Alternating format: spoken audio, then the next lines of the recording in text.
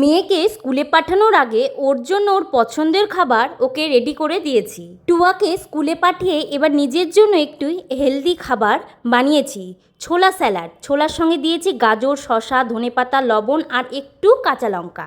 ছাদে গিয়ে দেখি অনেক দিন পর ঘাসফুল গাছটিতে এবার ফুল ফুটেছে।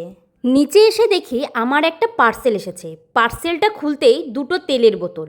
ছবিতে যেমন দেখেছিলাম একদম ঠিক তেমনই এসেছে। দেখতে যেমন সুন্দর, ব্যবহার করতেও বেশ সুবিধাজনক মনে হচ্ছে। স্কুল থেকে এসে টুয়া ফ্রেশ হয়ে খেতে বসে গেছে। আজকে ওকে লাঞ্চে দিয়েছি পনিরের তরকারি, ডাল, স্যালাড আর লেবু। সারা দিনের মধ্যে এমন ছোট ছোট কাজই হয়তো আমাদের কাছে খুব সাধারণ, কিন্তু এই ছোট ছোট মুহূর্তগুলো জীবনে এক একটি গল্প।